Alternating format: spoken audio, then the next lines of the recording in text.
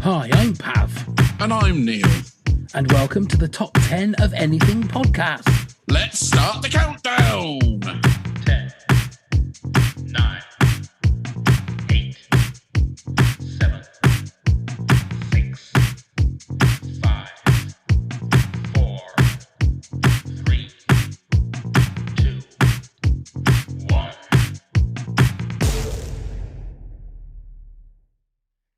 Hello, Lionel Richie. Now, I just can't get enough, Depeche Mode, of these top 10.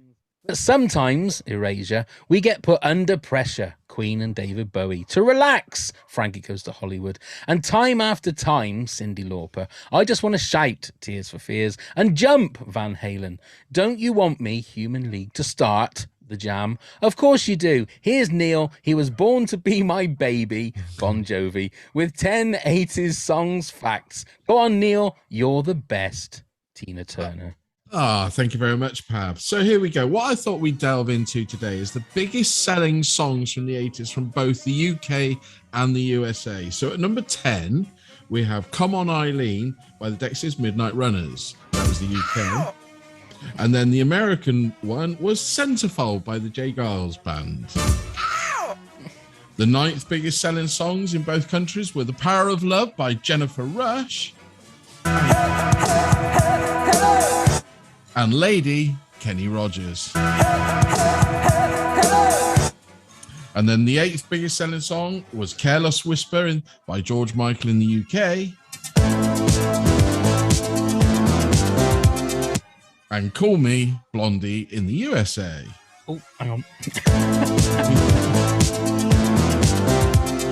The seventh biggest song in the UK was Karma Chameleon by Culture Club. And in America, it was Billie Jean, Michael Jackson. The sixth biggest selling single was Last Christmas by Wham. And in the USA was Paul McCartney's Ebony and Ivory. It's like I had an introduction. And then the fifth biggest song in the UK in the 80s was Don't You Want Me by the Human League. And in the USA, it was Joan Jett and the Blackhearts, I Love Rock and Roll. And then the fourth biggest selling song for the 80s in the UK was Two Tribes, Frankie Goes to Hollywood. And The Police, Every Breath You Take in the USA. I just like that one. I just like that drop. The third biggest selling song of the 80s in the UK was I Just Called to Say I Love You, Stevie Wonder. And Endless Love by Diana Ross and Lionel Richie in the US. And the second biggest selling song in the UK was Relax, Frankie Goes to Hollywood.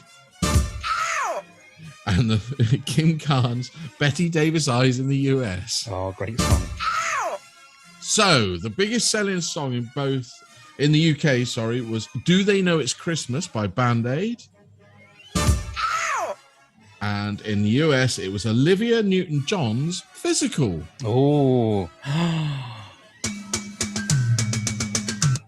Just realised the song that I've missed off my top 10. Thank you very much, Neil. That's a pleasure. There's going to be loads. I know, it's a gift that keeps on giving, this top 10. And this top 10, we have Anna, from one of our Patreon subscribers, to thank for this top 10. Thank you so much. Hello, Anna. I apologize. It was the hardest thing I've ever had to do. I apologize for the snort and the laughter when you killed me with all of those 80s references, the song title references. Oh, sorry about that. Yeah, it took ages Hello, to work Anna. that out. Hello, Anna. So Yeah. what you should have done, Pab, is not given the names of the people, and we could have played a little game to see who could have named them. Oh, I could have done. I had like 3 or 4 different ones all written out, and I threw them all away. But there you go. Yeah, next time when I do that, next time we will sort it out. Part 2. Yeah. So this, as Anna said, this was, again, we've had a couple of these lately of the hardest ones we've had to do. I think my first list definitely had at least 50 songs. And I think if I did my top 10 again tomorrow, it'd be completely different. I think it just depends on how you're feeling at the time. So Anna, you sort of said you struggled a little bit. How did you do you feel that you've got your correct top 10, or do you feel like me it could change next week? It could change in 10 minutes. All right. It could really change when you say something. I could just kind of wiggle my mouse over here and make an edit because it was so challenging, but also a very nice stroll down memory lane. And so most of mine are picked based off of how I saw when I looked at the title and was, oh yeah, that was a good one from that year. So because I selected by year and then put 10 together for each representing one year. Just I'm a weirdo. But yeah, it was a nice stroll. Definitely. Yeah. Neil? Yeah, it was. I mean, God knows how many songs I wrote down on my notebook. It was loads and loads. And I didn't know a formula to work it out. And then I went back to my tried and trusted and went onto my playlists and saw the most listened to of them. And I thought, well, that'll do. And it'll change next week. Yeah. It'll probably change tomorrow if I was to do it again. I just had to stick with it and say, nope. Yeah. Nope. Well, literally, one of the things you said in the facts made me think, shit, I should have put that one in. So I could almost change it as we go. I'm going to try and play a little bit of each song as we're all talking about the songs. So that'll be playing behind what we're all saying. So we're here. Let's get on with it. Anna, give us your number 10, please. My number 10 is I Want to Be Adored by the Stone Roses. Oh, great song. Oh, I forgot it. But great song. Thanks. So long ago. It was the year I graduated high school it came out. So yeah, long time ago. Would Right. have been 89. It probably was. Well, I mean, it's going to be hopefully somewhere in the 80s. Yeah, no, it is. Yeah. I did my research. Yeah. Such a good a big Stone Roses fan? Not necessarily. It was just the song was very timely. It was actually something my brother called to my attention, and we always had very similar taste in music, and it was kind of, we would rock out together with it when it came on. So it just, like I said before, a lot of it was just where it stood in my memory. So it's something I really enjoyed. I've never been a Stone Roses fan. I don't know. It's like one or two songs. It surprises me, Pav. What? I'm not Stone Roses fan. Why? I mean, there's a lot of like links between them and Oasis. Some of the sounds and things like that. Definitely. No, Stone Roses is Ian Brown on vocals, isn't it? That's it. Yeah, I could never get into his like style of singing. Right. It always seemed to be very sort of monotone, sort of like one. But I don't know. I mean, like I say, I've spoken to so many people that are like a massive Stone Roses fans, and they just buy into Stone Roses completely. Yeah. But when they reformed and did their latest tours, whenever it was pre-COVID, they were huge, weren't they? It was Wembley Stadium size venues. Yeah. Oh wow. They were massive when they came back. So, but then didn't Ian Brown did some solo stuff as well, didn't he? A lot of solo stuff, yeah. Yeah. I don't know. It's weird because they were definitely of the whole Manchester scene, weren't they? Where who else was it? You had a Stone Roses, obviously Oasis, and there was a the whole Britpop thing, wasn't it? Yeah, that's what it was. Literally, it was. They were like the birth of Britpop. To me. Yeah. They were there at the beginning. So okay, well, that's a good way to start. That's Great a good song. way to start. See, look, Great number song, 10's Anna. done, Anna. It's done and it's out the way. Go on then, Neil. You're number 10. Mine's The Cure, In Between Days. Okay. Which is probably not the song that a lot of people would have chosen of The Cure's, but it's the one that I've listened to the most on my playlist. But I like it. It's a bit more upbeat than their usual stuff. I mean, I do love The Cure anyway. It's a great song. Yeah. I saw The Cure, 11 Rockets, and the Pixies at Dodger Stadium like in 88, 89. It was an awesome tour. Envious. Trying to get tickets for The Cure now is, I don't know how you get them because they sell out in seconds. But I think they're an awesome live band and an awesome band. But that song it's a bit more of an upper one for them. And yeah, I just really like it. It's sort of like, it's part of my soundtrack to the 80s. It's what I remember. Because I remember buying the vinyl, Staring at the Sea, the greatest hits, their 80s one, and just which I've still got to this day, the same vinyl, and I still play it. It's a great album. You don't realize how many great tracks they had in the 80s. It's the first vinyl I ever bought at Tower Records with my own money. Really? So, yeah, I think was that 85, 86 when about 86. Yeah. Yeah. So I was like 15. So would you say that The Cure, because The Cure are massive in America, aren't they? They are like, absolutely, yeah. Are they bigger in America than in Britain? Do you think, Neil? No, I think they're about the same. I think worldwide they're huge. If you look at like their European tours, they sell out within seconds. I might be mistaken, and somebody will correct me. I think they're the band that holds the record for selling out. Is it the Hollywood Bowl the fastest? Wow. I don't know that, but it sounds interesting. Wow. Yeah, their tickets. I mean, when they did Hyde Park a few years ago, I tried to log on, and they were gone within an hour and a half. Yeah. They were just gone. I thought, well, I'm not paying the extra fee to buy a resale, but no. Yeah, one day. Yeah. Well, look, as everybody knows, if they've listened to the musical versions of our podcast, I'm not the most cutting edge when it comes to my choices of music. As you'll find out with my top 10, you'll find out that I'm a soppy apeth, as we say in America, as we say in the UK, Anna. When it comes to music, like I say, you'll find out on my top 10. Okay, so that was your number 10 then, Neil. Just a quick question, Pav. Yes. Do you like The Cure though? I like some of their songs, but I'm one of these people that's like, I like some of the hits. Yeah. I wouldn't say that I've delved really deep into The Cure. I mean, Love Cats is a great song. Mm-hmm. Friday I'm in Love is a great song. But I didn't even realize that I've heard that song that you've chosen before, but I didn't realize it was called In Between Days. Oh, there you go. So there you go. I've learned something already. Always learning. Always. That's this podcast, Neil, where everybody is always learning. Okay, my number 10 is from a duo, Daryl Hall and John Oates. It's Out of Touch, which now I've loved Daryl Hall and John Oates for I don't know how long, because it was one of those groups that my mum and dad would always play on a Sunday morning. And for some reason, this is the song that I absolutely adore. They've done so many good. Private Eyes is a great song. Man Eater is a great song. And his voice is just to die for. He's got one of the most soulful voices I think you'll ever hear in your life. But yeah, Out of Touch is my favorite Daryl Hall and John Oates song. And it was the one out of my top 10 that could have easily have dropped out. And there were like 40 others that could have been number 10. But for me,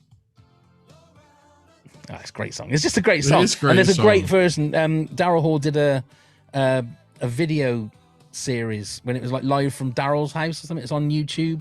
And he did an amazing version of this with Katie Tunstall. And she's there playing the glockenspiel or whatever it is, doing the ding, ding, ding, ding bits. Fantastic. If you get a chance to watch that, I'll put that on the video playlist for our Patreon. It's fantastic. So yeah, that's my number 10. Anna, your number 9 then, please. The Dead Heart, Midnight Oil. Oh, okay. I'm only familiar with the hit that they had. I was going to say, yeah, which was I was like, that was one of their hits. I thought it was, or maybe it was just over here in the States. So it could well have been, but no. I liked what I've heard of theirs anyway, Midnight Oil. He's got a very distinctive voice, hasn't he? Yeah, because Beds Are Burning was that the big country, that's kind of the one everyone knows, yeah. Okay. Yeah. There you go. See, again, that's one of the bands that I'm assuming that they're bigger in America than they would have been. I'd say bigger in America than they would have been in the UK, but massive in Australia. That's right. Their homeland, so. They're classed as a one-hit wonder in this country a little bit, which is sad because they didn't. It wasn't. Yeah, because they only had the one hit here, but people forget, across the globe, they were huge. It definitely happens often. Yeah, he did have a very distinctive voice. Yeah, didn't he? Very distinctive, yeah. Yeah. I saw them live once at the Universal, I think it was called the Gibson Amphitheater in Los Angeles. And they were fantastic. So, I mean, again, that's the only little bit that I've heard of that. Is their music very similar? Are they all that kind of driving sort of rock sound? Yeah, kind of a somewhat of a political voice too, of human rights and just, being a good citizen of the world kind of mode. I really enjoy things that have like a rock aspect in a sense, but that'll change vastly when we get through my list, because when you get into the earlier 80s and stuff, but definitely, a strong bass line and a good drummer. And I married a drummer, so Well, there you go. Yeah. There you go. So I'm assuming all of your top 10 will be drum based, will it? Not necessarily, but I do appreciate a good drummer. Right. Okay. Go on then, Neil. You're number 9.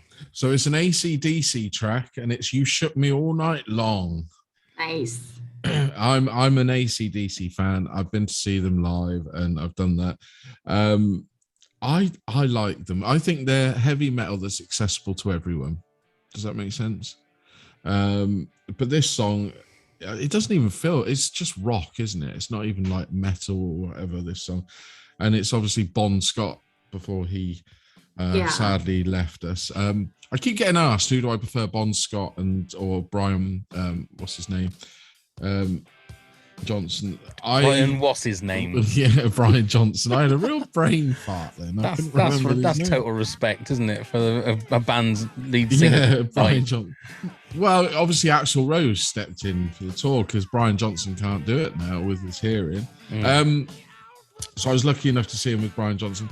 I think they've both got their merits. I don't think one's better than the other. I like both their stuff. They are both different, but. So who's singing this one? That's Bon Scott on that one. But he sounds just like Brian. What's his name? Well, Brian Johnson. Yeah. Yeah, I think had more of a croaky voice. Oh right, okay. Yeah, than Bon Scott. So another Australian band. There you go. Indeed. And if you don't like AC/DC, there's just something wrong with you. Have? Do you like AC/DC? Look, right. I'm not saying I don't like AC/DC. I'm saying I've never really listened to AC/DC. In general, if somebody doesn't like AC/DC, they just don't know how to have a good time. I know it probably excludes a lot of people, but how do you not? How do you listen to TNT and stay in your chair? Yeah, exactly. Yeah, you must know that song that I'm playing there. No, Well, did they do? Did they do Thunderstruck? And what was the song from Iron Man?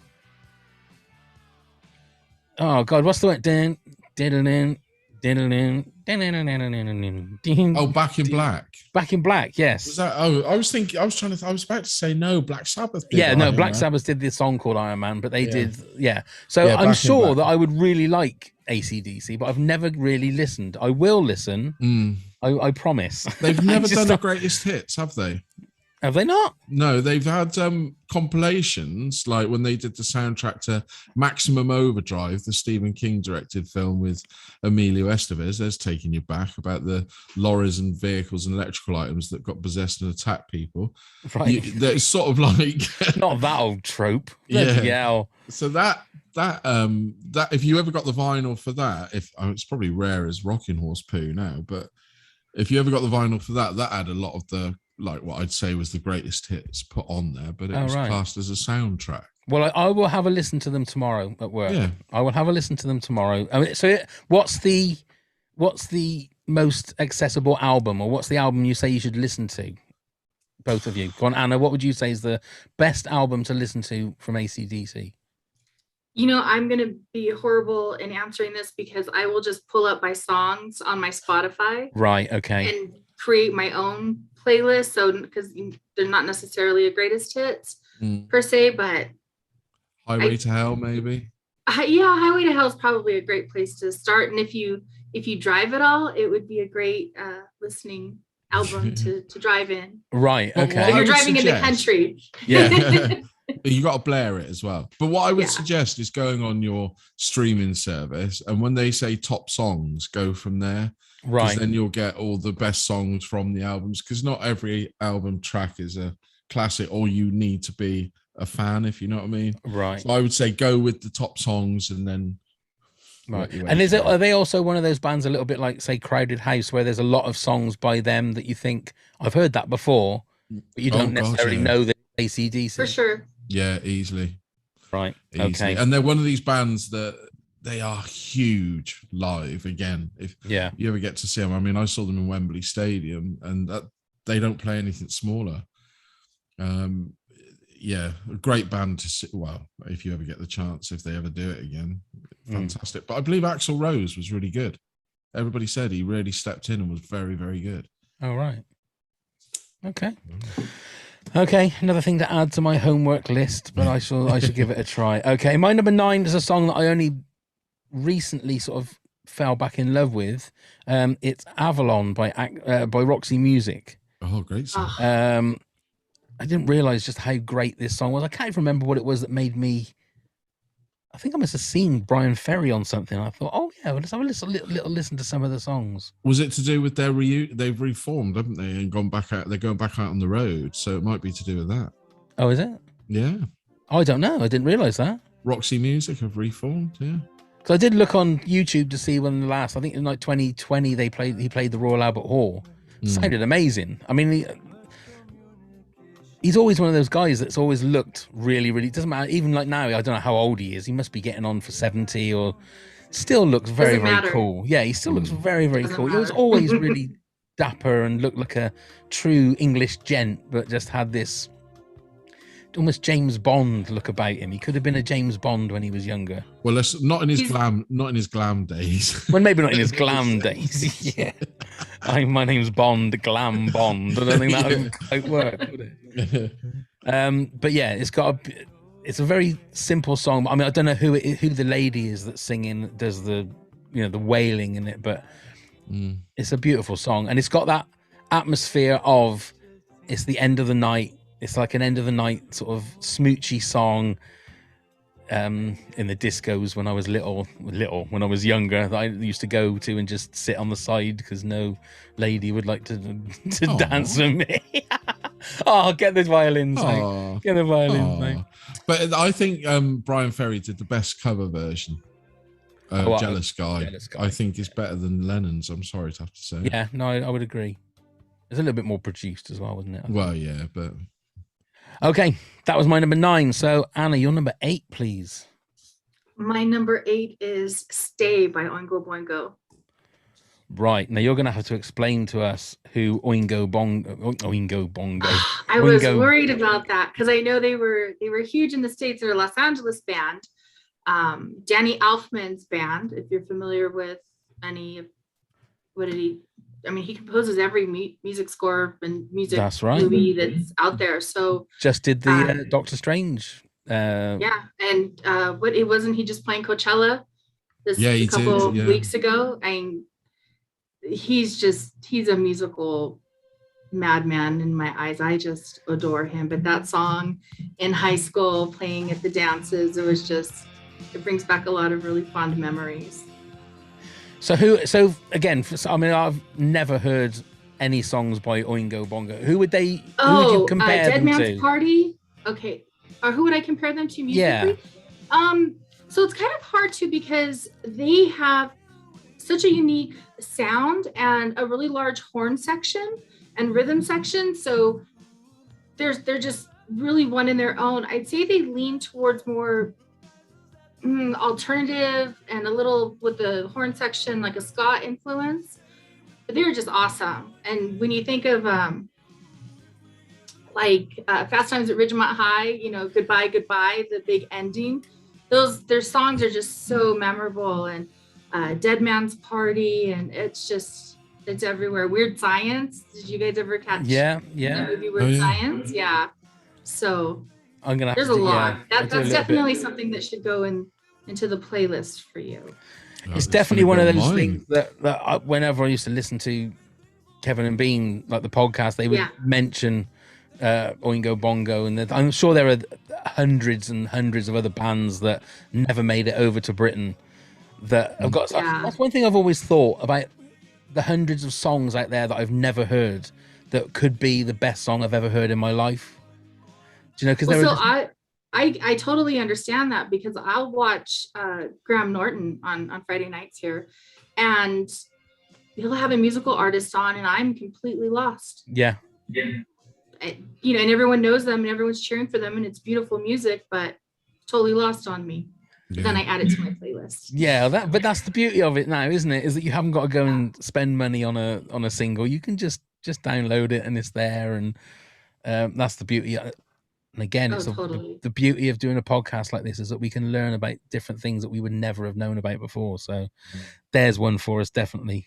Neil, your number 8 then, please. So this is a rediscovery for me a little bit after seeing them live a few years ago. It's Fleetwood Mac, Big Love. Now, after watching Lindsey Buckingham do it on his own on stage, I love that song. So I went back to Tango in the Night and re-listened to the album and fell in love with it, and particularly that song. I really like that song, both versions. I don't think there's much else I can say. It's a classic, isn't it? Especially his live version. You a Fleetwood Mac fan, Anna? Yes, definitely. Yeah. Well, and probably more so Stevie. Yeah. You know, she's for the girl power and all that it is. Yeah. But she's beautiful. Stevie. Yeah. She is beautiful. She's just... I'll find the live version and put it on the video playlist, because it is a thing of absolute spellbinding wonder to see Lindsey Buckingham with just the guitar doing an acoustic version of this song just on his own. It's amazing. I mean, the hairs on my arms went up when I saw him do it live. It was just phenomenal. You know, it's a real party piece for him, but and he's got a very unusual way of playing that guitar as well. Very unusual. It's very finger picky, but with his thumb, a little bit Mark Knopfler-ish, but so much more technical than that. It's amazing. I could watch him just on his own without a doubt. No, I completely agree. But a great song. Yeah. Is that your favorite song off the Tango in the Night? I think it is at the moment. But since, like I said, since I saw it live, it's just, you know, whether I watch it live or listen to it off the album, almost completely different songs, really. But I just love it. I really love that song. It's a very strong song for them. Yeah. Cool. Okay. My number 8, you can't have an 80s countdown without Madonna. You have to have Madonna in there, for all of whatever it is that she's going through now, and the fact that she was somebody that would change her image every so many years. I've gone for Like a Prayer by Madonna. It is just one of those songs I've never got tired of listening to it. It's uplifting. The video was like controversial but great. It's so good. So good. So I can see it in my head.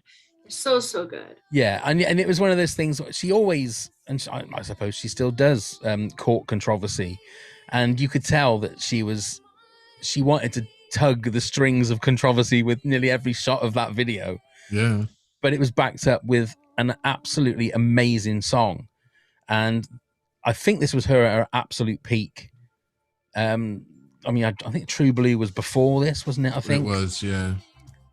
I would agree. But this song is her absolute peak, but again, a bit like say U2, where they although U2 never changed their sound so much, but Madonna just reinvented herself every time, and every time she seemed to just hit it absolutely perfect for that time. Maybe not so much now. Yeah, but you know, I was going to say she was very clever at picking the producers of the absolutely time, wouldn't she? If you think about it, going all the way through her career, she's very clever at noticing talent, picking it up and using it to her advantage, I suppose. Yeah, I mean, she's a great, a songwriter, if you like, because I'm sure there was a team as well. But she knew what was right for that particular era, whether it's her image, the sounds of her music, doing it live. Just, I mean, you got to have total respect for Madonna, and I don't think a top 10 in the 80s you got to have Madonna in there. I never saw her live. That was one thing. Would love to have seen her live. You still might be able to. No, I don't think I'd want to now. I think you're all right. I'm with you on that. I've seen her in the flesh, Madonna. Right. When I was at college in London back in the very early 90s, it was at the time where she would go off running around Hyde Park and be followed by, you remember the mass of people? Is this the Guy Ritchie days, is it? No, before that. Right. Well, before that. She was surrounded probably by as many bodyguards as there were people watching. And by the hotel, I was near this hotel, and there was all these people just gathered around, and I thought, what is going on? It was like something was happening. I thought, oh, so I climbed up on the wall to look over. I mean, all I saw was the blonde hair. Right. And somebody went, oh, it's Madonna, mate. I was like, okay, well, I've seen her head. Well, there you go then. I could have been really naughty and said, you're not the only one that's just seen Madonna's head. Anyway, let's move on. Anna, your number 7, please. It is, and I don't even know where these guys come from. Gene Loves Jezebel's Desire. Jeannie right. Jezebel. We know Jay, the lead singer. We are, yeah, we're pals with Jay. Yeah. Oh yeah? Yeah. We they do a festival in the town that we live, and that was the very first one, I think it wasn't it, Neil? Second one. He turned up and did an acoustic set, and we sort of hit it off. Nice. Well, he's a Tottenham Hotspur fan, so Neil is a Tottenham Hotspur fan, football. And we have a little banter still to this day. Yeah. That's awesome. He's a lovely guy. He is a really lovely guy. They've been on tour. I'm always a little reserved when it comes to meeting somebody that I've rather enjoyed their music, because one bad encounter could ruin how many albums for me, and I tend to shy back if I see somebody that I like. I'll tell you, with Jay, you won't be disappointed, Anna. He is such a lovely guy. Honestly, he's so That's giving awesome. as well. Although I said good morning to Perry Farrell one day, coming out of a hotel in San Diego, 5 o'clock in the morning, and we're crossing paths, and I just, yeah, it was a moment. Yeah, it is weird, that thing, isn't it? When you face to face with somebody that you absolutely respect and love, and we met Kevin Smith, didn't we, Neil? Yeah. He did a Oh live... my goodness! Yeah, we went backstage Huge and met him. Kevin Smith fan. Yeah, and it was just weird because you've done nothing but listen to him on podcasts and watch his movies, and then all of a sudden he's there in front of you, and he just looks like a normal person, making you give him a hug. Yeah, it was him and Ralph Garman was because it was a Hollywood. Oh, nice. Yeah, Hollywood Babylon podcast. But so it's just so nice and so nice to chat to. And I mean, he's probably high as a kite, but that's. But they have such good chemistry together, he and Ralph. Yeah, they do. I love them. I love him and Jay. I love how he and his wife, just their energy together. He's just a great dude. Yeah, it was great because we met we? Jay. Jay was there. Jen was there. We met. Yeah, which is a little story I'd like to say. Yeah, go on. Then. I said to Jen, was sat on the sofa where we were talking. I said, "Come on, have a fit picture," and she said, "No, only if you give me a kiss." To me, and I did. I got pictures to prove it. I gave her a kiss, and she came up. Then Pav asked, and she said, "No, no." I think it's because I look too much like her husband. I think that's what it was. I think I was like, this big guy with beard, and I think, I know she has. I have enough of that. I just want to have a kiss with the weedy guy. Yeah, I think that's what it was. Yeah, I'll have a kiss with the one that looks like a bit of a dork, and I'll just change it up. That's what I try and tell myself to make myself feel better. That's you sleep better now. Yeah, for sure. I do. Well, next time we see Jay, we'll say that there's a fan that wants to say hello. Yeah.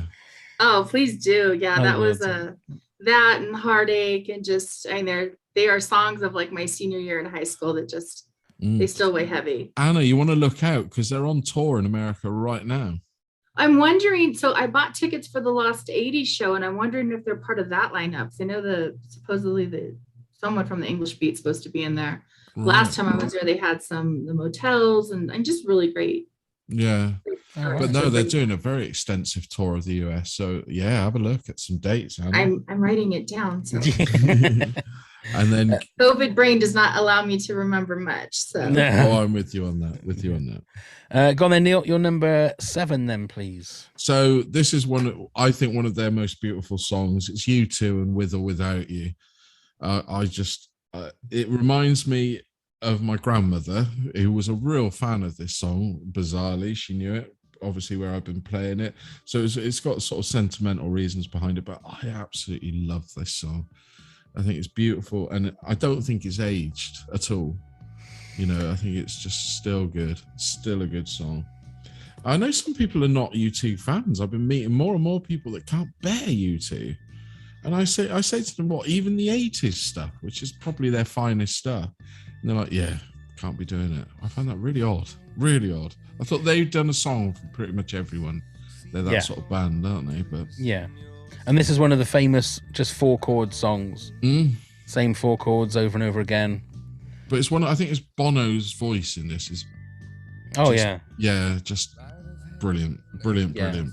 I think he's one of the ones that has fallen into the trap. Like his voice isn't as strong as it used to be. No, not as bad. I've been going through a little bit of a YouTube tip with this. I don't know if either of you guys have seen the Bon Jovi. Oh, I have. I was watching a whole program on it. They had, it's so sad because it's terrible. It's just shocking. Yeah, are you a Bon Jovi fan at all, Anna? Like their hits, it was a little too, in that formative time in your life when you're like you have to pick a side, heavy metal or punk or alternative, and I went the other way. So, but I like him. I remember I think he did a movie or so and was in Sex and the City, and when his hits come on, you can't not dance. No, that's right. And I'm not familiar with what's going on with him. But he's just it's weird because like a lot of people online, they did a short tour of America about a month ago, and some of the footage had him, and he's just totally singing off key, out of time, really looking like he's struggling. He's holding onto the microphone stand like for dear life to get the pressure to be able to sing. And some people were saying, he's 60 years old. He's been singing for like 40 years. And then some people are going, oh, but he's a legend. And I actually put out on Facebook, I said, I don't know how to feel about this. Because if you're spending $100 to go and see somebody that you say that you absolutely idolize, are you spending the money to see them? Or do you want a good show? Because I would be pissed off if I went to a show and, like I say, after the show, after the podcast, Anna, just put in on YouTube and just have a listen, because it is so sad. It really is, because he's had an amazing voice for so many years. And then I did a deep dive. I looked back at 2005, I think it was, when it was that Live 8 concert, and listened to him singing Living on a Prayer, and it was like note perfect. Then I jumped 5 years, still sounded pretty good. Then I went to 2015 and he sounded like he was just wavering a little bit. Then I went to 2020 and you could tell that there was something wrong. And then it's so sad. And then I listened to Paul McCartney as well, and Paul McCartney's voice is it's not there anymore. But again, you've got a chance to see Paul McCartney. Do you pay the $100 and say, I've seen Paul McCartney? Or do you want him to be blasting the hits out like you remember? It's such a hard thing, because I think they were saying that he's doing a gig, Paul McCartney, in Florida, and it's like $450 a ticket. And you think, well, for $450 a ticket, I want them to dig up John Lennon so that we can have him playing as well, because I agree with money. You. I agree with you on that. It's so hard to see somebody who has taken a downturn and not being able to perform. And then my head will go to, well, maybe they really are on tour because they financially need it because their health. I recently saw the Eagles, and I'd always said that I wouldn't see the Eagles without Glenn. Yeah. Well, the company I'm with was able to give us seats. So my husband and I were able to see it, and it's in the top 5 of all-time concerts now. Right. So was it Glenn's son still taking? Glenn's son was there, yes. I mean, and it was magical. I can imagine. So good. And everyone was crying and just, and it was the middle of COVID. So it was fun, but scary, but I was in a box. So I was a little happier. Wow. But, I would love to see, I mean, my dad's a massive Eagles fan. I love the Eagles as well, I think, but they're another one of those bands that it's so expensive to go and see them play. Because I think they're playing, aren't they playing England in the summer? I think they're playing Anfield, aren't they? Yeah, they've got a couple of gigs, haven't they? Yeah, one of it's something like £300, £250 a ticket to go see. I just can't justify it. But yeah, I agree, and that's a great song, Neil. Well done. My number 7. I don't know if this was a one-hit wonder. It was on a compilation album called Now That's Called Music Volume 2, which they're now at 113, I think, way back in the 80s. This is a song called Bird of Paradise by Snowy White. Now, it's a beautiful song. I really feel like I shouldn't say anything, just let you listen.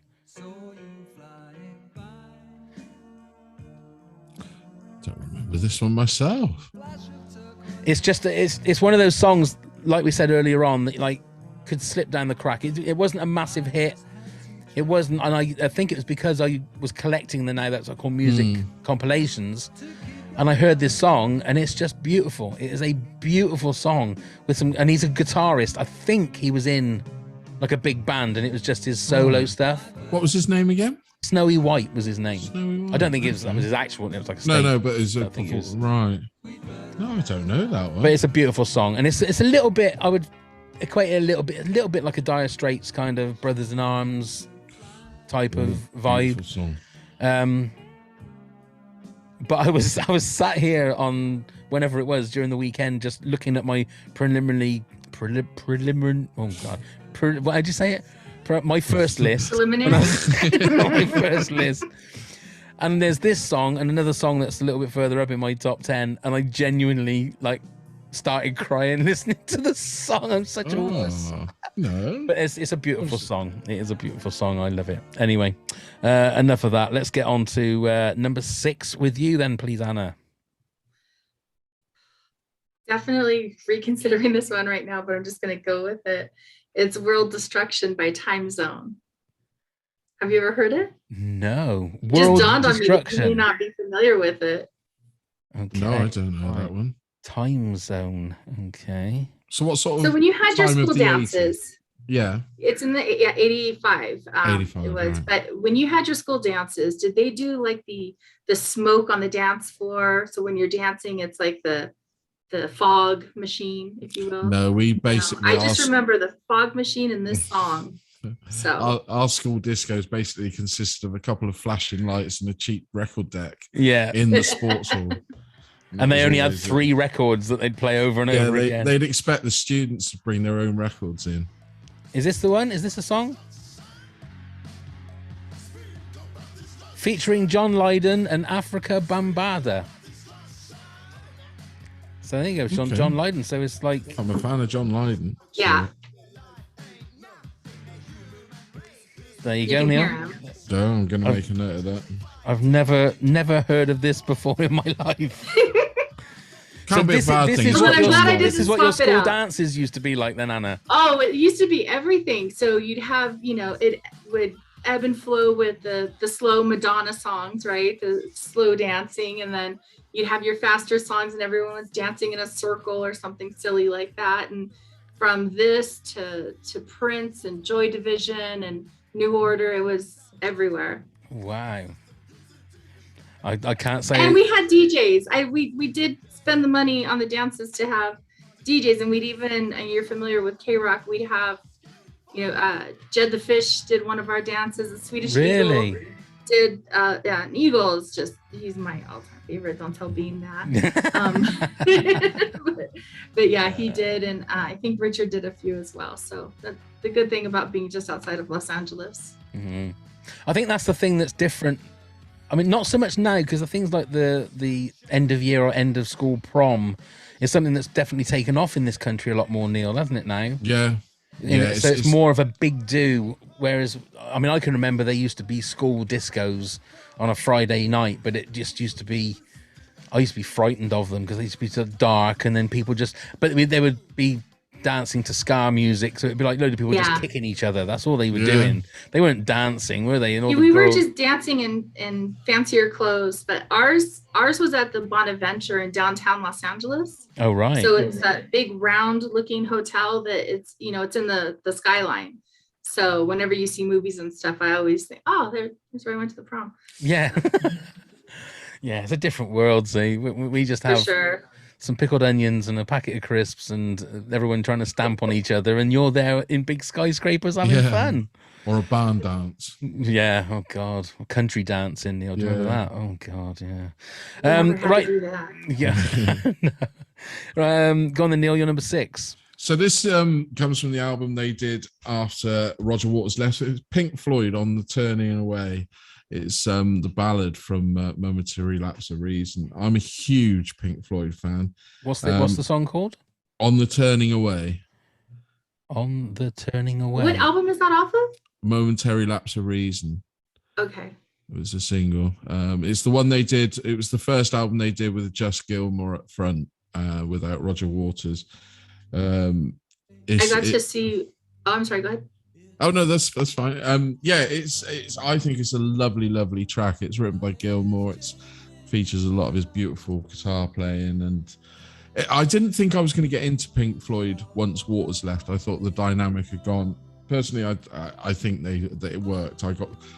You're about to say you got to see him. I got to see him twice as well in '88.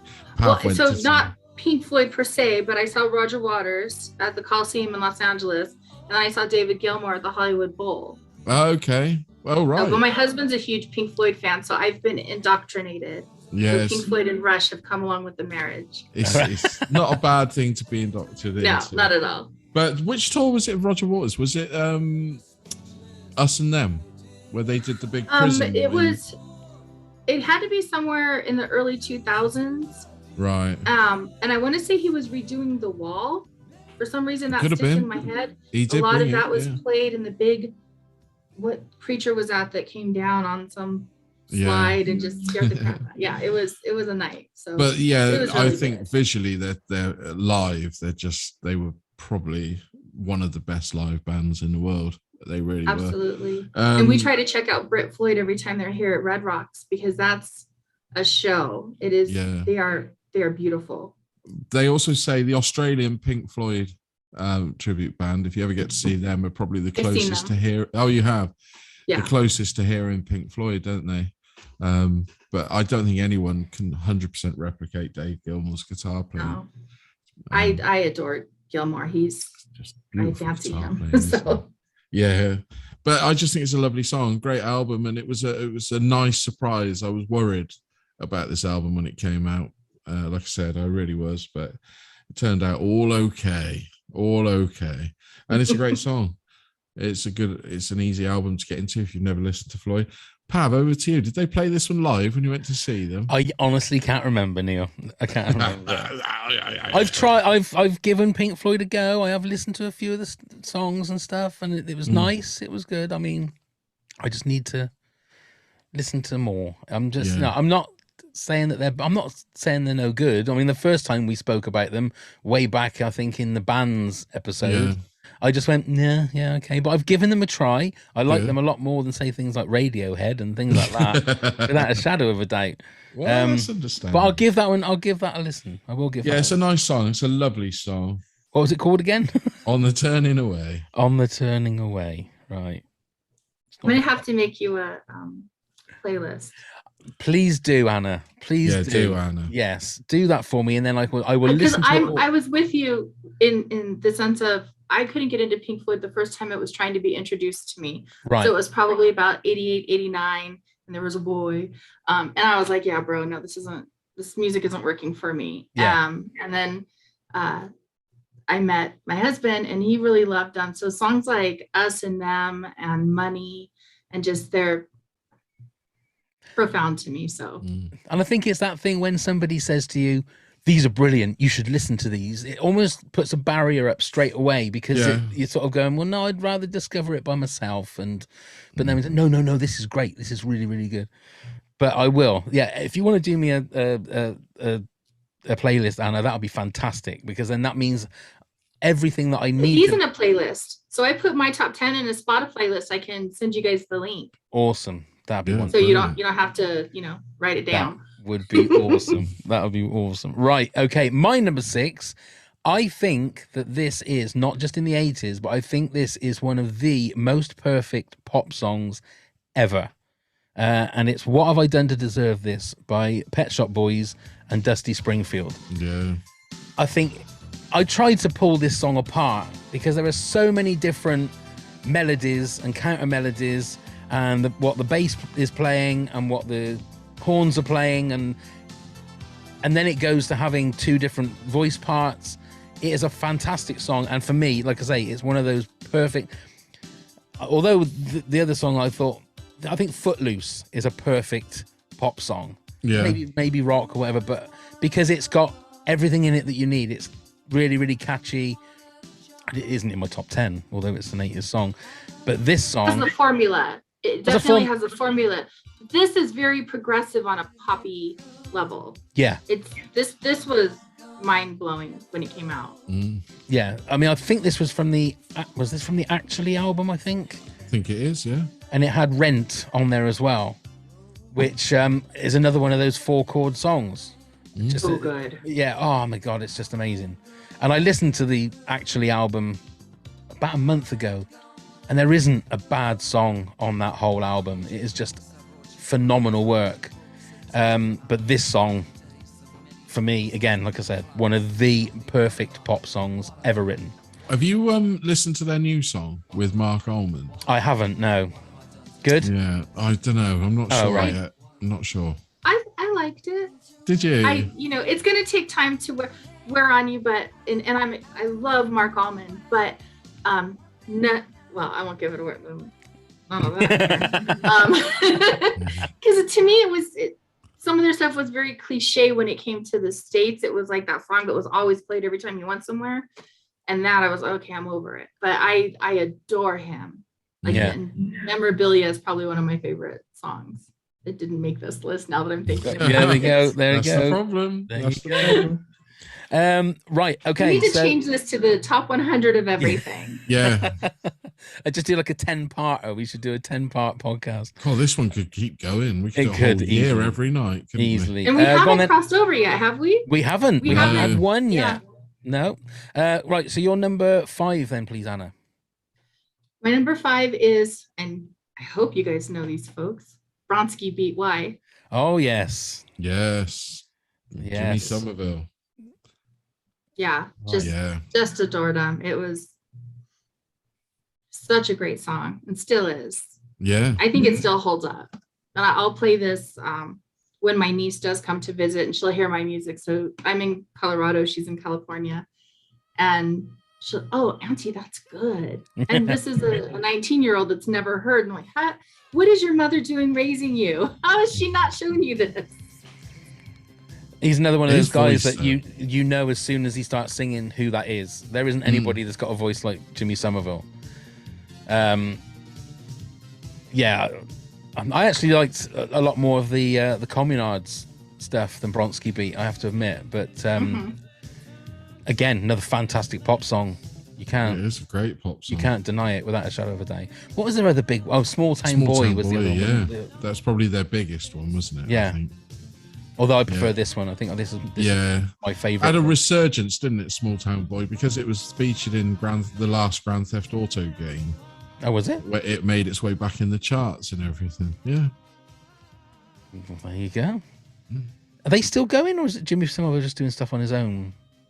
I don't know whether he's even doing stuff that much, because he was like he's like the dean of the London School of Music or something now, Jimmy Somerville. Oh, that's incredible. Yeah, Wow. so yeah, because we spoke to obviously Richard Coles from the Communards. Reverend Richard Well, Coles. that's what we should say.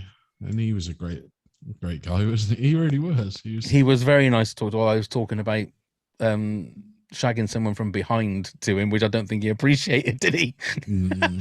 I've listened back to that, and his whole demeanor changed after. I can't remember what I was saying. I think it was something to do with a comedy show, but yeah, I don't think we'll get him back as a guest. I don't, not for a while.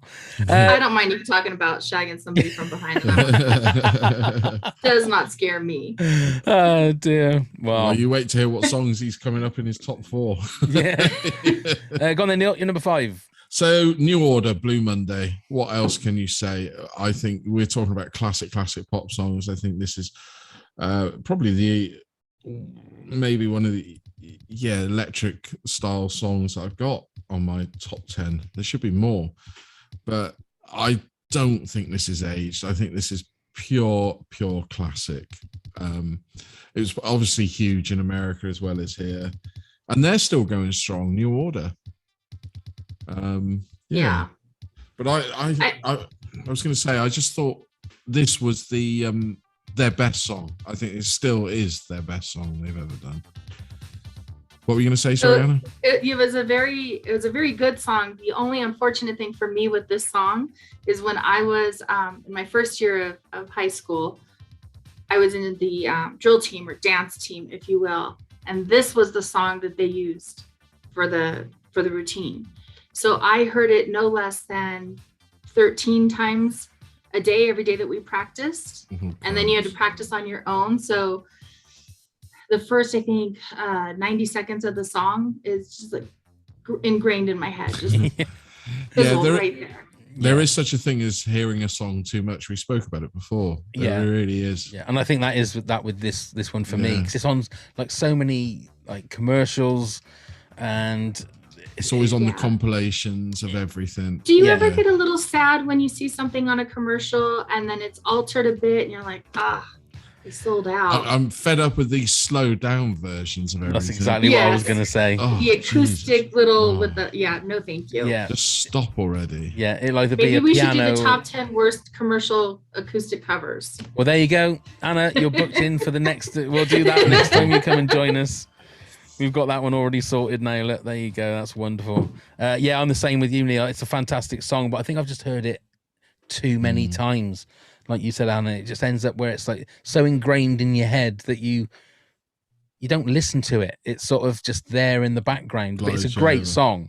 Yeah. It's, dare we say the I word, but it's an iconic 80s song, you know, electro pop, whatever you want to call it. Okay, my number 5. I think Neil has chosen this one before for another top 10, but I can't remember what it was for. It's In Your Eyes by Peter Gabriel. From So. Yeah, I picked the album. That's right. That's right. Although writing it down, I put Peter Gabriel and Kate Bush. Well, it wasn't, was it? That was Don't Give Up. But this song, now, what film was this in? Is this is the one with John Cusack and No, Say Anything. John Cusack. Oh, yeah. Ghetto Blaster, wasn't it? Yeah, Say Anything. Or is it Say Anything? Something like that, isn't it? It's Say Anything, yeah. I was thinking of Desperately Seeking Susan, but I think that had something else from him in it. That was the one where Madonna with Rosanna Arquette. That's it. But yeah, we need a John Cusack top 10 playlist. Oh, yeah, we can do that. There you go. You've got your third. Sorry, I'm not inviting myself back. I'm just thinking of these things because every time he's in a movie, that soundtrack is kick-ass. So I'll tweet him and I'll ask him, can I have his Spotify name? There you so go. I can follow his playlist. We'll do that. We'll do that. A great song. This In Your Eyes. I think it's just It's my favorite song off of that album. But he's so prolific in regards to the songs that he does.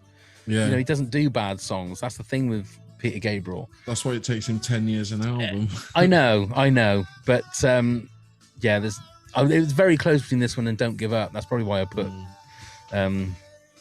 but I love seeing this one live. If he ever tours again, which when he does this one live, it's always the encore, and he brings every support act up on the stage with him to sing it with him.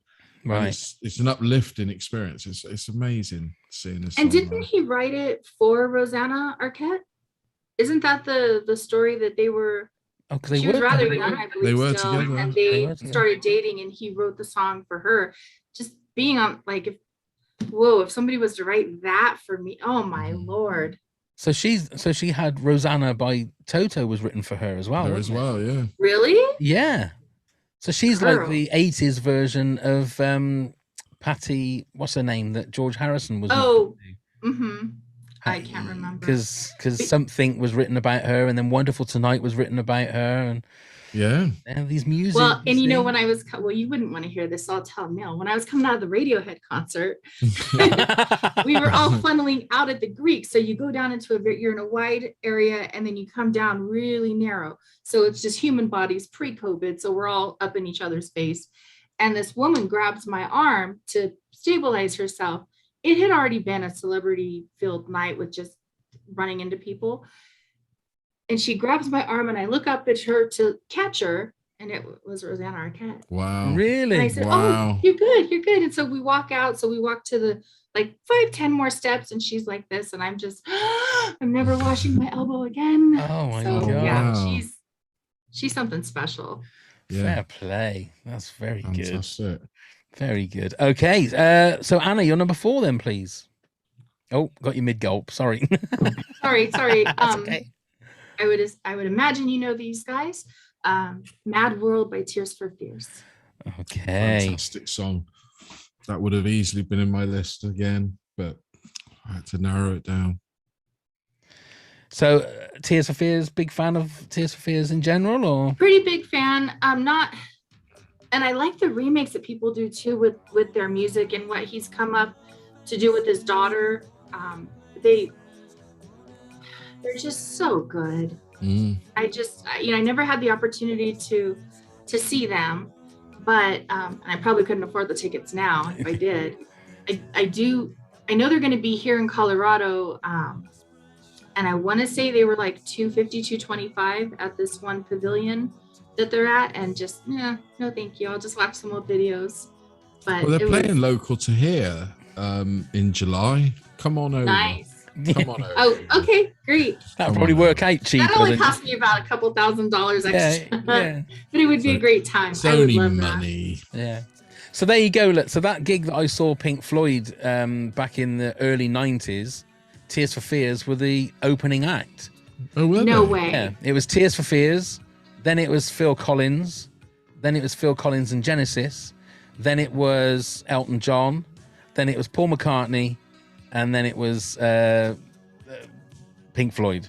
That was what the lineup, eh? Yeah. It was a Nordhoff Robbins Silver Cleft, like a Live Aid kind of thing, but it was amazing. Yeah. Oh, okay. What a lineup. Yeah, until Pink Floyd came on, and obviously it sort of went downhill. But it's like, how many joking? But that was, I tell you what, that was a perfect example. I had so many people when I went to that gig, when they knew I was going, said, "Oh, Pink Floyd, just you can't wait until the lasers and the music." So I was there once Paul McCartney had finished. He was amazing, finished singing Hey Jude, and the crowd were all pumped up. And I thought, right, come on then, Pink Floyd, show me what you got. And then but nothing sort of grabbed me. There was some lasers going on, and I think people had hyped it up to me so much that I was going, come on, right, this is going to be amazing. And then it started, and I was like, oh, okay. And it's sort of like, then it coloured me for the rest of my life about what Pink Floyd should be, which is probably wrong. A shame. But there you go. Never mind, eh? Neil, you're number 4, please. So Guns N' Roses, Sweet Child of Mine. It's an absolute classic. It's an absolute banger. I'd probably listened to it far too many times, but it changed heavy metal, this song, to me. It brought on the likes. For sure. It really did. I mean, it was something new. I was lucky enough to see them before they got super big in a little club called the Marquee in London. They changed. They had influence and changed. Now we all know the stories that he became a bit of a prick, or he was a prick, and they all fell out. But they're back together now, and I haven't seen them since they're back together. Friends of mine have seen them a couple of times and said they're back to their former glory. It's fantastic. They put a 3-hour show on, and away they go. But is it the full original band? Is it, Neil? That's back. I think there's one band member missing. I can't remember which one, but that's due to issues. Is Steven? Could be. I'm Steve Adler? It could be. He was a drummer. Yeah, because of personal demons and things. Yeah. But when I first heard this song, I'd never heard anything like it before. It sounded new. It sounded fresh to me. I could well be wrong, and people could change and say, no, this was out before. But to me, this changed everything. This kick-started Motley Crue to be as big as they were, other bands to come in and try and copy. It's not my favorite Guns N' Roses song by any means, but unfortunately my favorite Guns N' Roses song is a 90s song. So we'll have to do the greatest 90s songs. We will, I'm sure. And I'm sure Anna will join us for that. Yeah. It'll just be Oasis and Stone Temple Pilots and Alice in Chains, so we can just leave it there. There you go. Done. Done and dusted. But it's another one of those ones that I think has been overplayed and overkilled. Yeah. Alas. But it's still, there's no denying it's a classic. Do you like this song, pal? Yeah, I love this song. Yeah. Oh, I love this song. The whole album.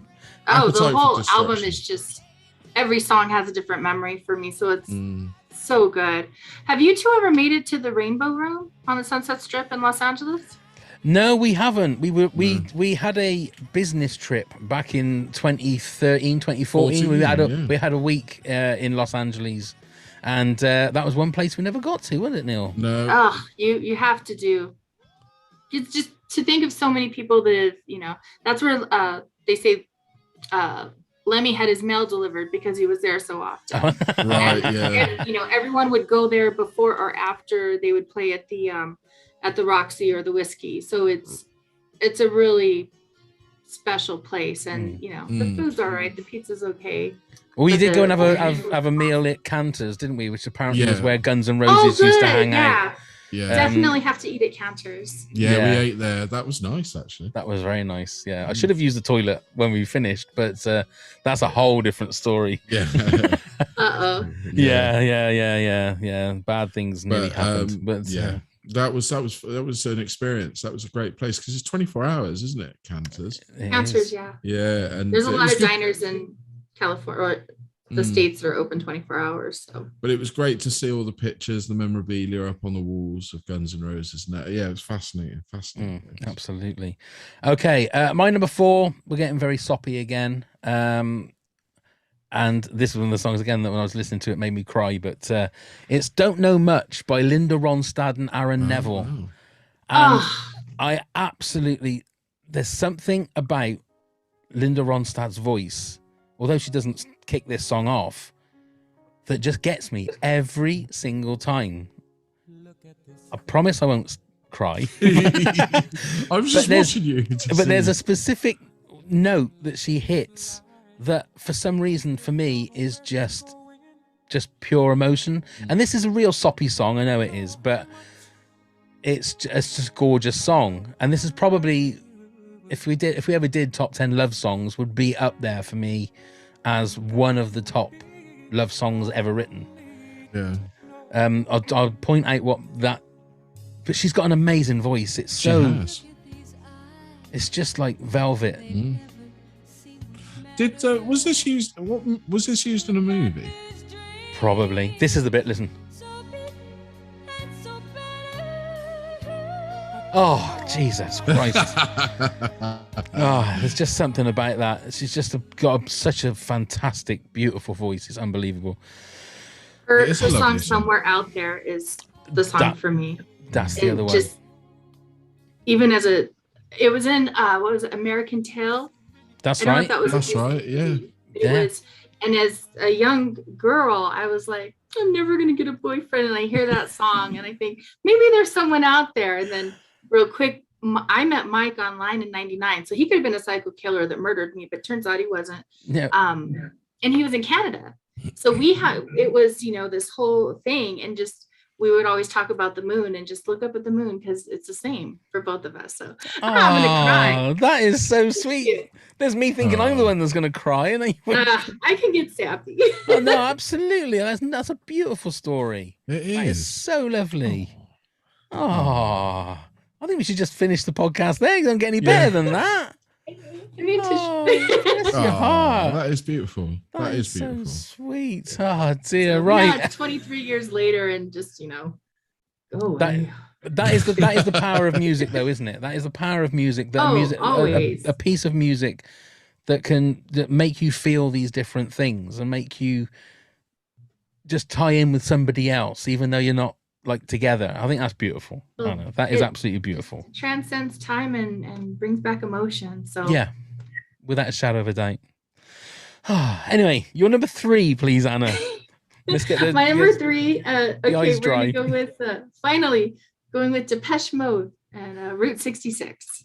Oh, okay. And for this side note, I wasn't music for the masses at the Rose Bowl, so that was with OMD and Thomas Dolby and Depeche Mode. And it was awesome. And Richard Blade, hosted MC the whole night. It was fantastic. The lead singer, what's his name? Dave Gahan. Yeah, he's just turned 60, hasn't he? Recently. Yeah, his birthday was just day before yesterday, I think. Yeah. 60. Yeah.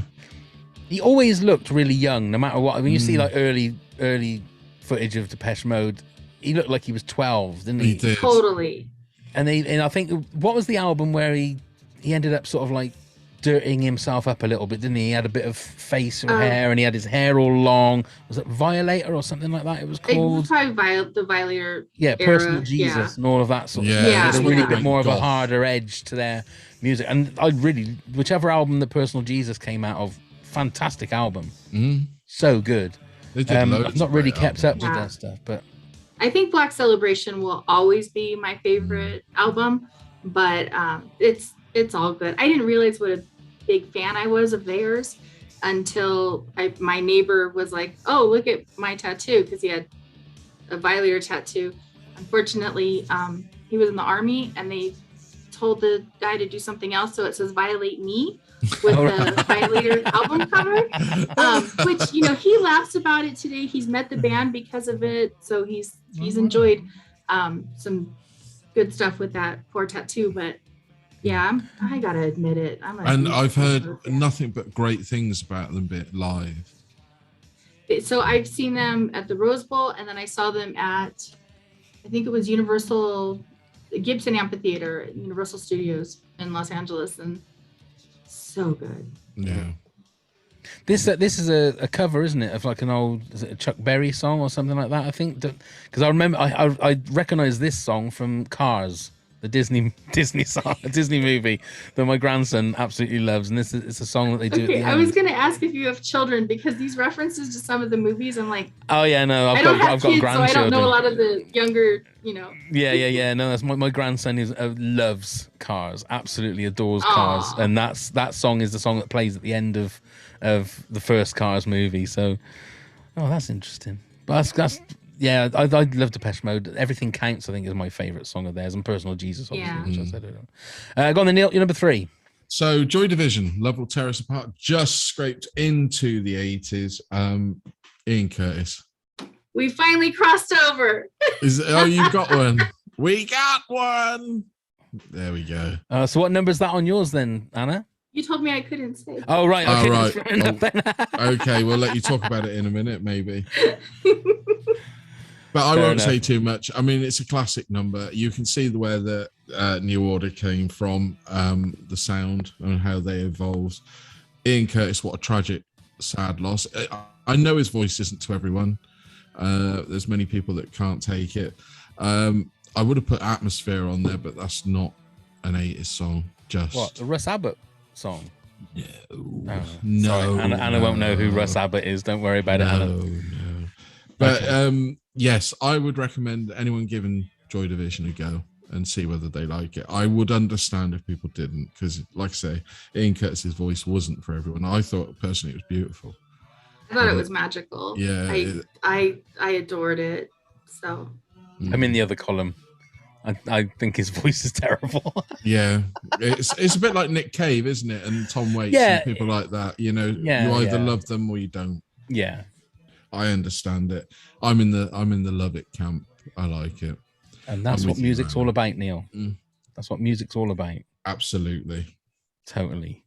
Okay, my number 3, absolute classic. It's Africa by Toto. Great song. I was listening to this on the way home from work today, and I think the first time I ever saw the video, I thought it was Steven Spielberg in the video, the lead singer or one of the lead singers of Toto, because he had the beard and it looked like it was Indiana Jones. And I thought, my God, Steven Spielberg's singing a song, and then realized it wasn't Steven Spielberg. there's nothing that man can't do. There's nothing that man can do. I know, he's amazing. He plays the keyboard and everything.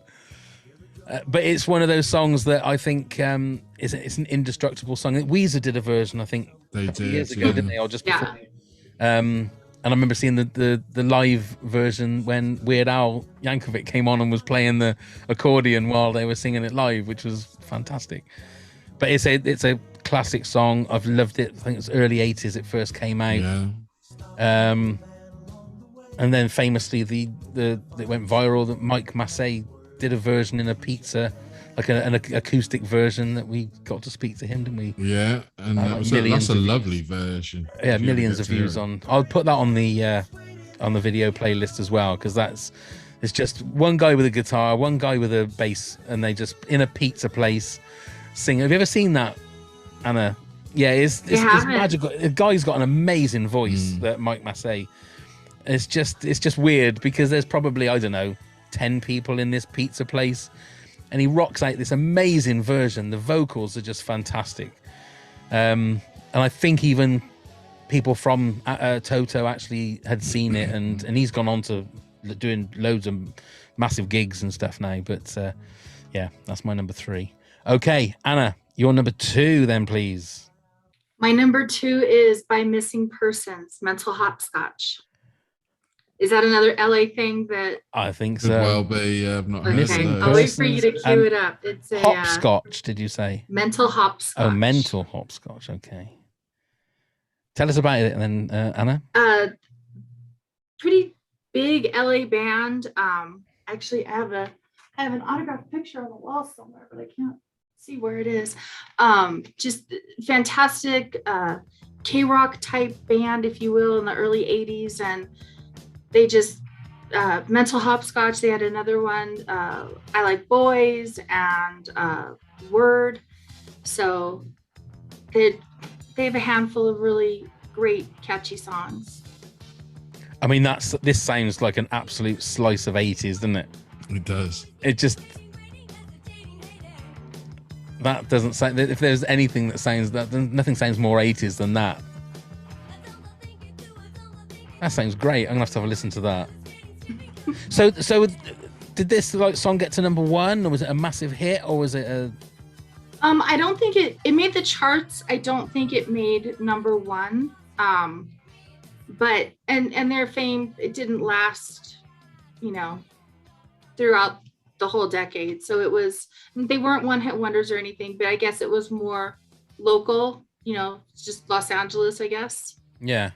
Okay. So, but I like them, and she was a very pivotal front woman in the sense of she was very avant-garde with her attire, her hairstyle, her color, things like that. So she was groundbreaking. Yeah. That's one to look into then. We'll definitely look into that one. Thank you very much. Neil, you're number 2. So we sort of mentioned this earlier. It's Peter Gabriel, Don't Give Up. Peter Gabriel and Kate Bush, I should say. I put it in there at number 2. Like we said, any number of songs from that album could probably be there. But this one is very inspirational to me. When I'm having one of my glum days, this is a lifter-upper, this song to me. It makes you feel a bit better about yourself. I think both of their voices are sublime in this. And it's just such a beautiful song, isn't it? It's just beautiful. And I think this is ageless, another one of these timeless classics. So, yeah. And there's this mystery with Kate Bush, isn't there? There's this mystery. I was watching a documentary from 1978, I think it was, and it showed her like in a rehearsal room for a tour she was doing with all these musicians, and she was only about 20 or something, and she was telling these like proper studio musicians what she wanted, how she wanted it. She wasn't happy if she didn't get exactly what she wanted. She knew, but it was just, I think she's beautiful. I think Kate Bush is absolutely beautiful. I think she was a beautiful, beautiful woman. I know she's again divides people, but I still think she's a beautiful lady. But she's got an amazing voice. That's the thing. She's got a voice.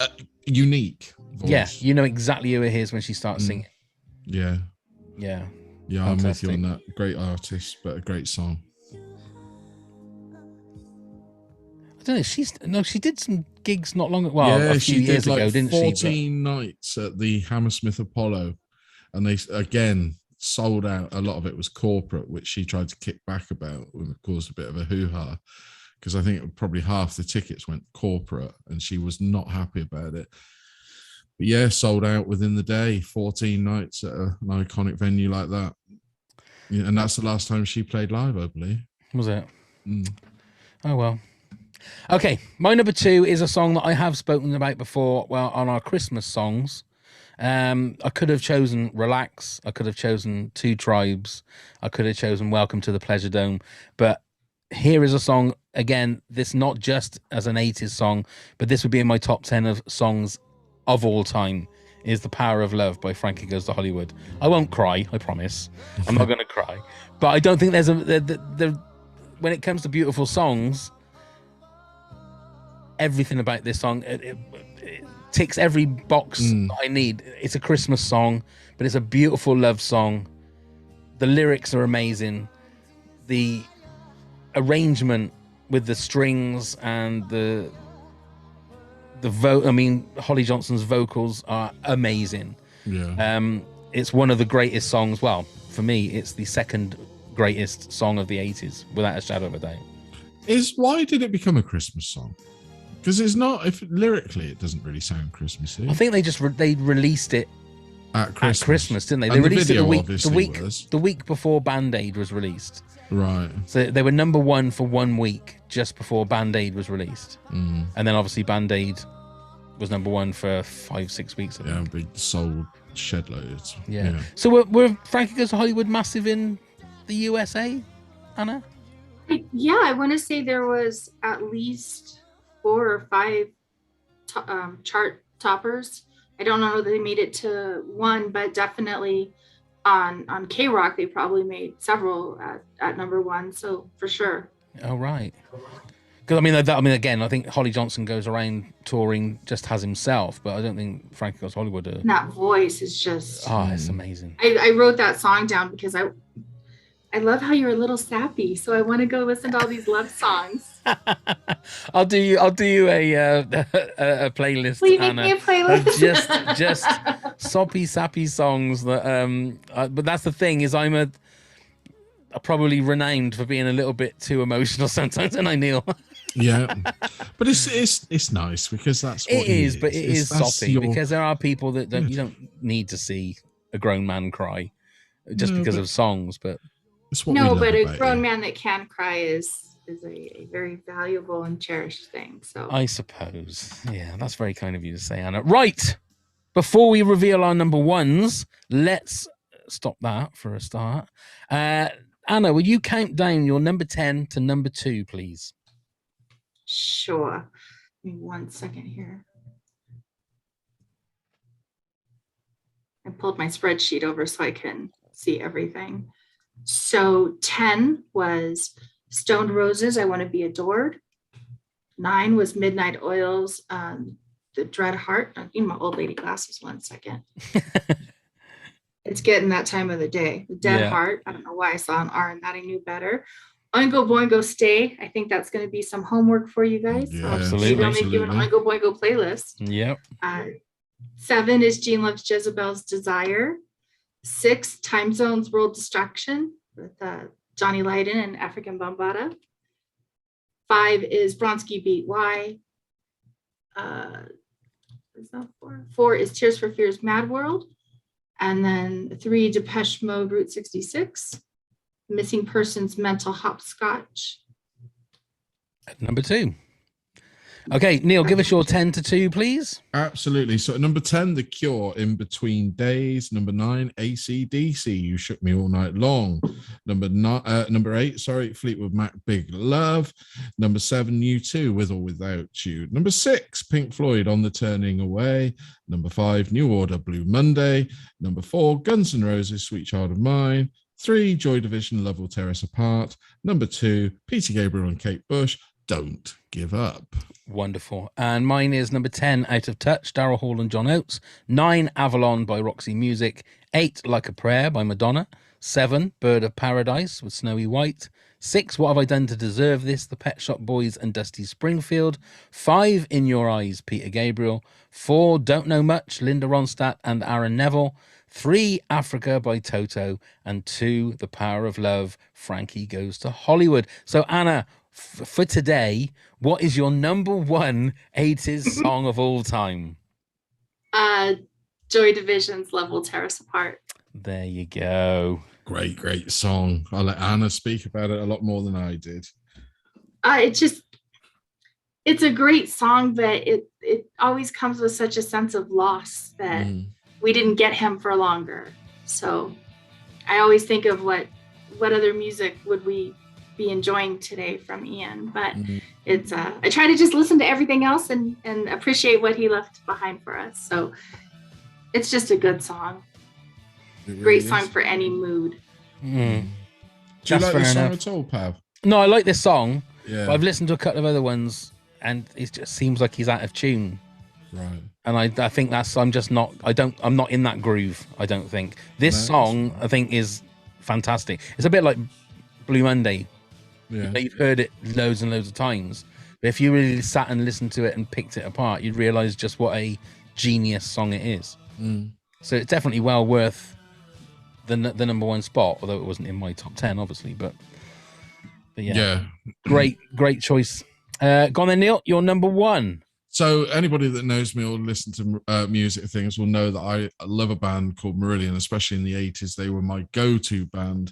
And people will think I've probably put Kaylee. Well, they're wrong. It's a song called Assassin. It is my most played song on my playlist. It is from their Fugazi album about 1984. I love it. It's got a touch of the Middle Eastern about it, the way it opens, some great guitar work, great lyrics. And yeah, if it was in my Desert Island discs, I'm sure I'd probably pick this one as well. Is there a reason why I can't find... It's a slow build at the... Oh, you should be able to get it on there. But it's not called Assassin, it's Assassin. Ah, that might be where I'm going wrong then. How'd you spell it? A-S-S-I-N-G. Ah, right. Let's see if that does it. There you go. There it is. There it is. Yeah, it's a slow build.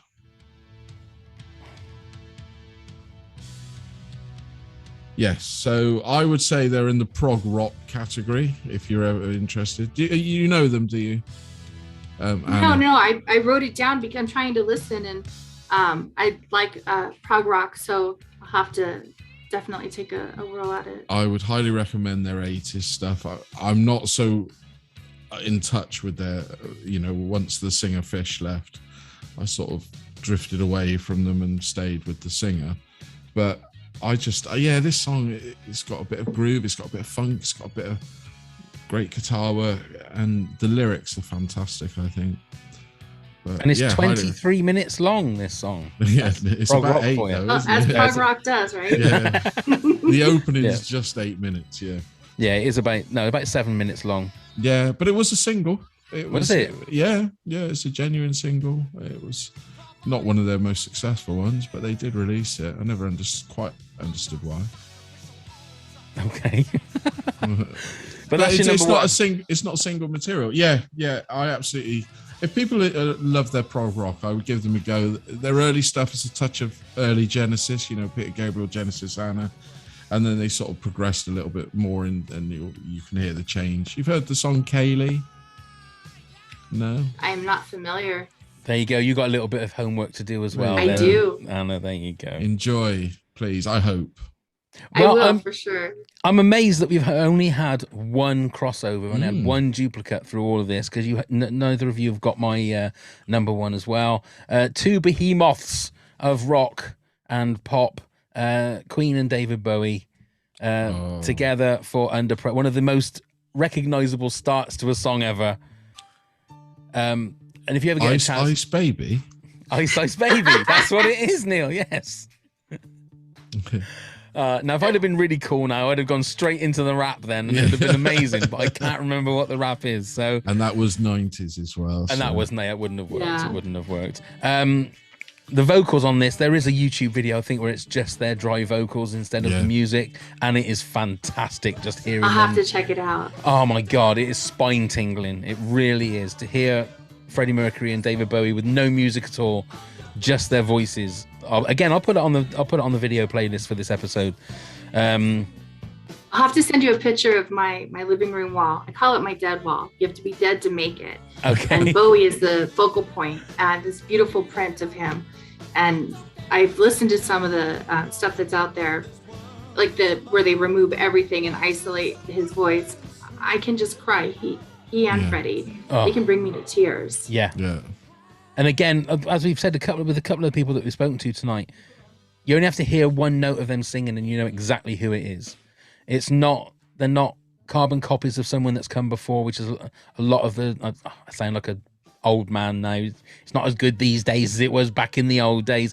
But you do feel like a lot of the singers of these days they're on a conveyor belt of the same kind of singing, whereas these originals just you know exactly who they are when they start singing.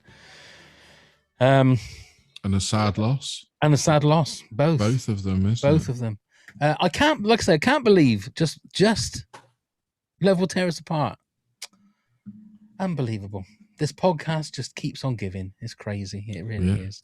We got some honorable mentions. Nancy Trickle said, Pet Shop Boys, West End Girls, Depeche Mode, New Dress, Thompson Twins, If You Were Here, Camouflage, The Great Commandment. Oh, I thought that was Stan Ridgway. No, that was 90s anyway. No, that might have been 80s. No. Yeah, and I had Stan Ridgway on my list. I had Did Wallace you? Voodoo. I did. I had Mexican Radio Okay. Right. on my list. Wow. I mixed bought that. it. I bought the Camouflage single. The Stan I think Ridgway. everybody did, didn't they? I think think it went so. to number 1, actually. Yeah. Duran Duran, The Chauffeur, Stephen Tintin Duffy, Kiss Me, and so many more, Nancy said. Janine Bender said, Love Cats, The Cure. Lisa Buchanan, I'm all over the map when it comes to the 80s, which says Plimsoll's A Million Miles Away. Oh, Plimsolls, yes. Yeah, there's another one to work out there. Journey, Don't Stop Believing, Soft Cell, Tainted Love, Jay Giles Band, Centerfold, Chaka Khan, Ain't Nobody, Prince, Purple Rain, Elvis Costello, Veronica. Oh, Christ, Elvis Costello. Yeah. There. Haley from Yeah. HD Movie Oops. Podcast said Young Guns, Go For It, Wham. Paul Spur said Duel by Propaganda, which is an amazing song. If you ever heard that, oh, what a fantastic. I had that. 12-inch, he says, if possible. Or Close to Me by The Cure, 12-inch, Oh, if there possible. you Thank you, Paul. Matt Odds said King of Rock and Roll, Prefab Sprite. And Kim Mendez says It's So Hard to Choose, Express Yourself, Madonna, Kiss, Prince and the Revolution, Rio, Duran Duran, Just Like Heaven, The Cure, and Somebody, Depeche Mode. It's a lot of Aw. Depeche Mode and a lot of The Cure in there. A isn't lot. I there? told you, especially like, they seem to be bigger in America than I think they even were in the UK, without a shadow of a doubt. That's it. We've done it. We've done it. We'll come back next week and we'll do it all again and have completely different top 10. Yeah, or tomorrow. Or maybe tomorrow. Or Neil, the do you wanna list that tell I us- have where I missed. Yes. I mean, that'll be that. You'll lie in bed tonight. I'll lie in bed tonight and I'll think, shit, there was that one. The one I was thinking of when you said Olivia Newton-John, Xanadu, Oh, right. which is a fantastic song. That was like Yeah. her and ELO, and that I should have had that in my top 10. I think I've had it in a top 10 before. The movie songs. I think it was in my top 10 movie songs.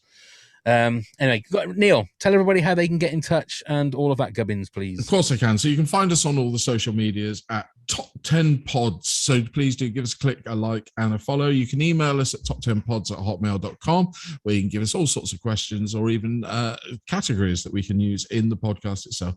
Come and help support the podcast at patreon.com/top10pods, where you can get rewards such as our episodes super early, bonus episodes, and behind the scenes, and even a chance to be a guest on your own episode.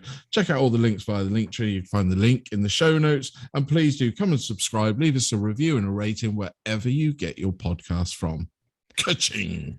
Well done, Neil. That was wonderful. Anna, thank you so much for joining us.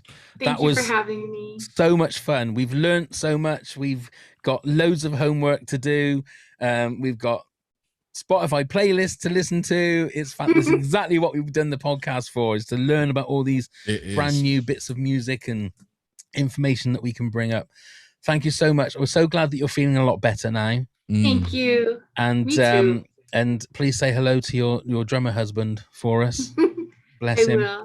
Tell him Thank to keep you. on banging. Well, Oh, he does. Neighbors love it. Maybe I should Oh, rephrase wait. that. Yeah. There you go. I'll give you a bell. I'll give you a bell for that. I didn't mean that at all. That came out completely the wrong way. That's 2 snorts now. Look at that. We've had snorts. We've had crying. It's been a whole smorgasbord of emotions for this It episode. Again, please, Anna very kindly is a wonderful Patreon subscriber. Thank you so much for your support, Anna. Pleasure. You guys are so entertaining. Oh, bless your Oh, heart. thank you. Bless your heart. Look at that. We can make you laugh. We can make you cry. It's just like I say, just run the whole board for emotions. But that's it for this episode. Again, thank you so much, Anna. Thank you, Neil. Thank you, Pav. Thank you, Anna. It's been a joy Thank to you, meet you. guys. And I'll see you Joy at the to meet you. I'll see you at the Yes, Tears for when I Fears. come over for the concert, just scooch over. Yes, Yeah, that's fine. absolutely. No That's problem fine. at all. No problem at all. And we'll also be ready for the other 2 episodes that we've earmarked you for Oh, as yeah. well now. Thank you very much, everybody else. And let's go start the countdown. 10, 9, 8, 7, 6, 5, 4, 3, 2, 1.